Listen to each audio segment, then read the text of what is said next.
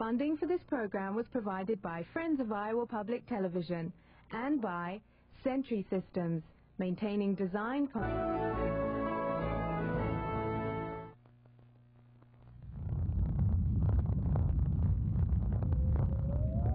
Good evening, my friends. I'm Mike Frisbee, and this is Sci-Fi Friday Night on Iowa Public Television.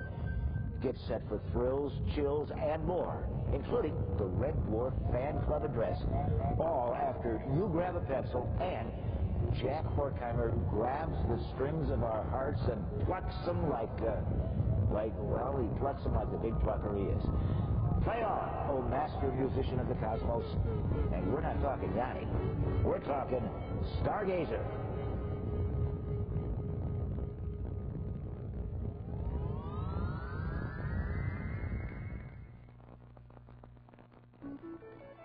Confused about the cosmos? Can't tell a planet from a star? Then give us just 5 minutes and we'll show you what they are. Jack Horkheimer, Stargazer, director of the Miami Space Transit Planetarium, tells you all about the night sky and the biggest show of all, the universe. And now this week's episode. Will Leo the Lion and his Leonids roar next week? Getting ready for a possible meteor storm. Greetings, fellow Stargazers, and mark next Tuesday morning, November 17th, from midnight till dawn, as the time when you just may see one of the best Leonid meteor showers of your life. Now, the reason I say may is because astronomers all around the world can't quite agree as to whether the annual Leonid meteor shower, which occurs every November, may this year turn out to be not the usual faint sprinkling of meteors, but may actually turn into a humongous meteor storm of hundreds, even thousands of meteors per hour. Let me explain. Now, we should think of meteor showers as comet litter showers. You see, just as the planets have orbits around the sun, so too do many comets.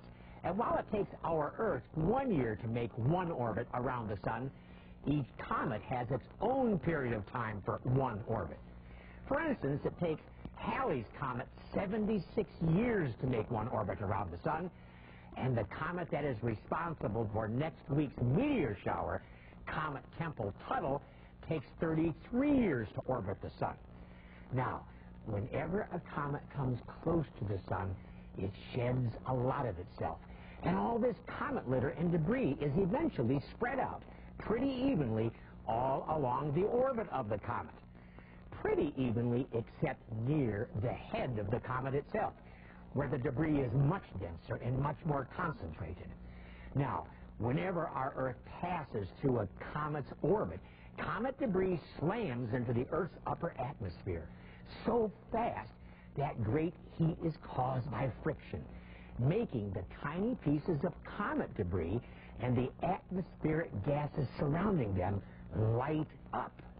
And while most people call these streaks of light shooting stars, astronomers call them meteors.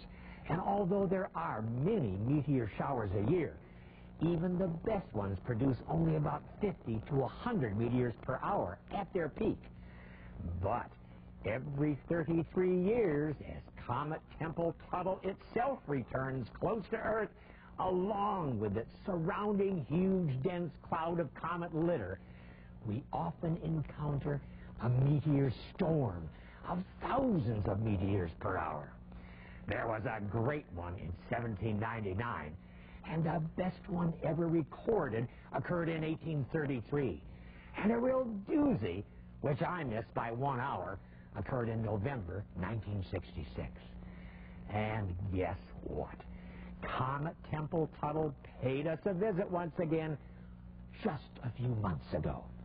Now, although astronomers can't say for sure if we will experience a great meteor storm next Tuesday, nevertheless, scientists will be repositioning critical satellites to protect them from what could be celestial sandblasting from outer space.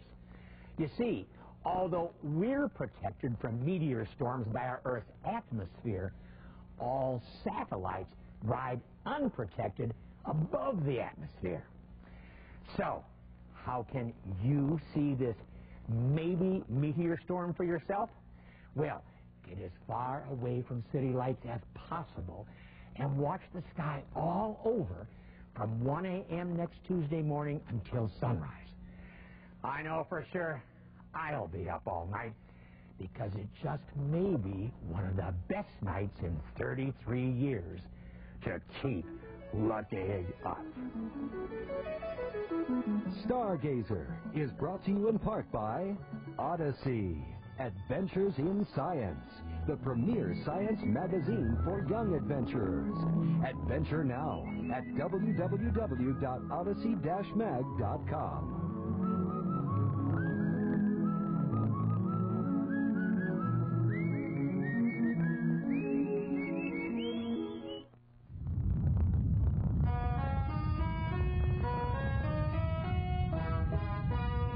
Hey, to learn more about Red Dwarf and no doubt encounter various schemes to separate you from your hard-earned dough, you can reach the official Red Dwarf fan club at P.O. Box 13097, Coyote, California 95013.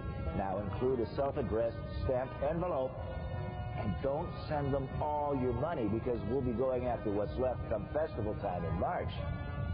But now, to separate you from your dinner, Red Dwarf, its own bad self, and the classic Meltdown.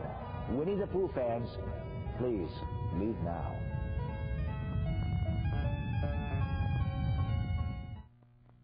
Funding for this program was provided by Friends of Iowa Public Television, nearly 80,000 members supporting quality public television programming.